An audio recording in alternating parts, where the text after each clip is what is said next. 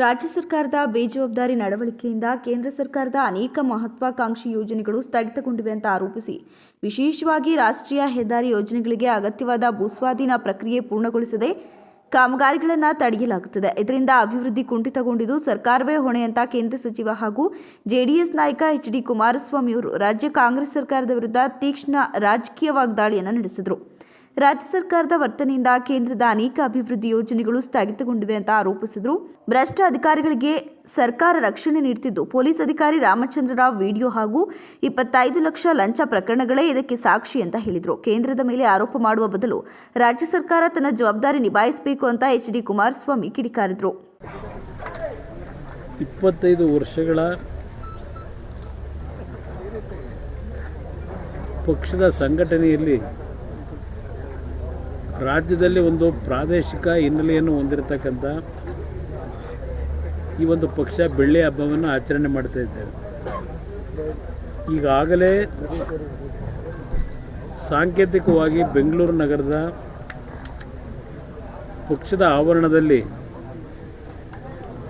ರಾಜ್ಯದ ಎಲ್ಲ ಪ್ರಮುಖ ಕಾರ್ಯಕರ್ತರುಗಳ ಸಮ್ಮುಖದಲ್ಲಿ ಒಂದು ಸಾಂಕೇತಿಕ ಕಾರ್ಯಕ್ರಮವನ್ನು ಏನು ಮಾಡಿದ್ವಿ. ಅವತ್ತಿನ ದಿನ ನಾವೊಂದು ಘೋಷಣೆ ಮಾಡಿದ್ದೆವು. ಈ ಒಂದು ಬೆಳ್ಳಿ ಹಬ್ಬವನ್ನು ರಾಜ್ಯದ 30 ಜಿಲ್ಲೆಯಲ್ಲಿ ಮುಂದಿನ ದಿನಗಳಲ್ಲಿ ಕಾರ್ಯಕ್ರಮಕ್ಕೆ ಚಾಲನೆ ಕೊಡ್ತೀವಿ ಅಂತಕ್ಕಂಥ ಪ್ರಸ್ತಾಪ ಏನು ಮಾಡಿದ್ದೆವು.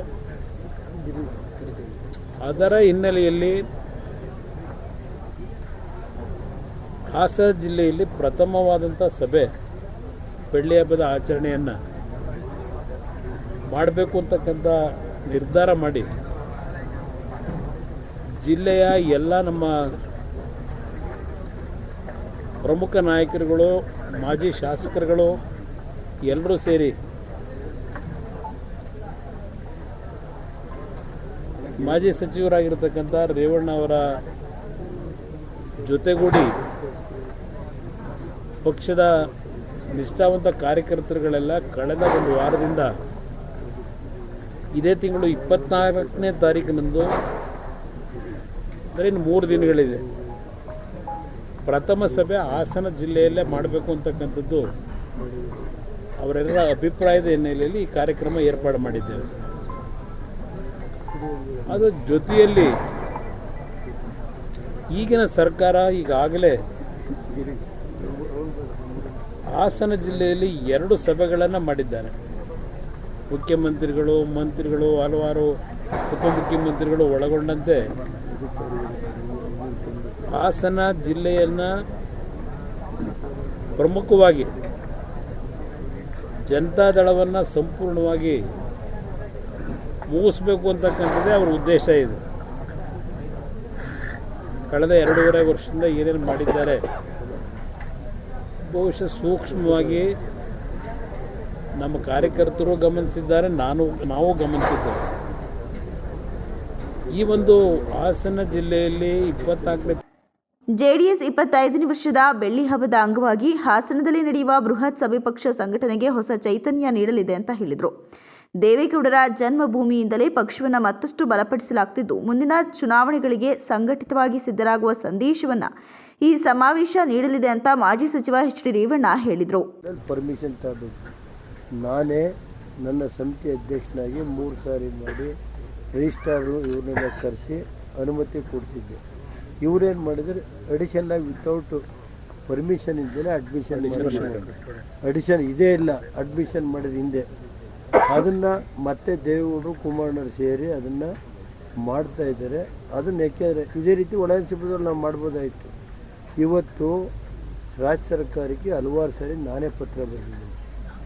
ಲಾ ಕಾಲೇಜ್ ಇರ್ಬೋದು, ಇದು ಈ ಕಾಲೇಜ್ಗಳು ಇವತ್ತು ಲೆಕ್ಚರರ್ಸ್ ಇಲ್ಲ. ಇವತ್ತು ಪಾರ್ಟ್ ಟೈಮ್ ಲೆಕ್ಚರರ್ಸ್ ಕುಮಾರಸ್ವಾಮಿಯವರು 250 ಕಾಲೇಜ್ ಕೊಟ್ಟು 4800 ಜನ ಟೀಚರ್ಸ್ ವಿತ್ ಇದು ಮತ್ತು ಬಿಲ್ಡಿಂಗ್ಗಳೆಲ್ಲ ಕೊಟ್ಟು ಅವತ್ತು ಮಾಡಿದರು. 1600 ಹೈಸ್ಕೂಲ್ ಇರ್ಬೋದು, PU ಕಾಲೇಜ್ 2000 ಚಿಲ್ಲರೆ ಲೆಕ್ಚರರ್ಸ್ ಕೊಟ್ಟರು ಸರ್. ಅವತ್ತು ಎಜುಕೇಷನ್ಗೆ ಇವತ್ತೇನಾಗಿದೆ ಅಂದರೆ ಇವತ್ತು ಈ ಸರ್ಕಾರ ಎಜುಕೇಷನ್ಗೆ ಮೂಲಭೂತ ಸೌಕರ್ಯ ಕೊಡೋದ್ರಲ್ಲಿ ಸಂಪೂರ್ಣ ಪ್ರಾಥಮಿಕ ಅಂತ ಇರ್ಬೋದು, ಹೈಯರ್ ಎಜುಕೇಷನ್ ಇರ್ಬೋದು. ಕುಮಾರಸ್ವಾಮಿಯವರು ಒಂದು ಕ್ರಾಂತಿ 50 ತಾಲೂಕು ಕೇಂದ್ರದಲ್ಲಿ ಫಸ್ಟ್ ಗ್ರೇಡ್ ಕಾಲೇಜ್ ಇರಲಿಲ್ಲ, 48 ತಾಲೂಕು ಕೇಂದ್ರದಲ್ಲಿ PU ಕಾಲೇಜ್ ಇರಲಿಲ್ಲ, 4 ಜಿಲ್ಲಾ ಕೇಂದ್ರದಲ್ಲಿ ಫಸ್ಟ್ ಗ್ರೇಡ್ ಕಾಲೇಜ್ ಇರಲಿಲ್ಲ. ಬೆಂಗಳೂರಿಗೆ 8 ಕಾಲೇಜ್ ಕೊಟ್ಟರು, ಮೈಸೂರಿಗೆ 4 ಕಾಲೇಜು. ಒಂದೊಂದು ಮಕ್ಕಳುಗಳು ಬಡವರ ಮಕ್ಕಳು ಓದಲಿ ಅಂತ ಅಲಾಂಗ್ ವಿತ್ ಬಿಲ್ಡಿಂಗ್ ಮತ್ತು ಮೂಲಭೂತ ಸೌಕರ್ಯ ಮೇಸ್ಟುಗಳನ್ನೆಲ್ಲ ಮಾಡಿಕೊಟ್ಟಿದ್ರು. ಮತ್ತೆ 2019ರಲ್ಲಿ 17-18 ವರ್ಷದ ಕತೆ ಈಗ ಅರೆ 2019ರಲ್ಲಿ ಮತ್ತೆ 5,000 ಕೋಟಿ ಕೊಟ್ಟಿದ್ದಾರೆ. ಆಮೇಲೆ ಇನ್ನೊಂದು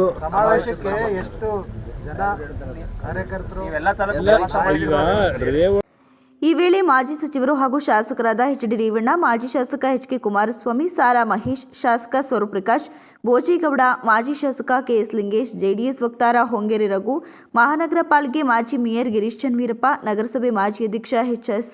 Anil Kumar, C R Shankar, DCC bank ಉಪಾಧ್ಯಕ್ಷ ರಾಂಪುರ ಶೇಖರಪ್ಪ, ಮುಖಂಡರುಗಳಾದ ಭುವನಹಳ್ಳಿ ಸ್ವಾಮಿಗೌಡ, ಬಾಣಾವರ ಅಶೋಕ್, ಹೊಸೂರು ಗಂಗಾಧರ್, ಕೆಂಕೆರೆ ಕೇಶವ, ಬಿದರೆಕೆರೆ ಜಯರಾಮ್, ಬೇಲೂರು ನಾಗರಾಜ್, ಬಿಕ್ಕೋಡು ನಟರಾಜ್, ತಾಲೂಕು ಜೆಡಿಎಸ್ ಅಧ್ಯಕ್ಷರಾದ ಎಸ್. ದ್ಯಾವೇಗೌಡ, ಕಣದಹಳ್ಳಿ ಮಂಜೇಗೌಡ ಹಾಗೂ ಇತರರು ಉಪಸ್ಥಿತರಿದ್ದರು.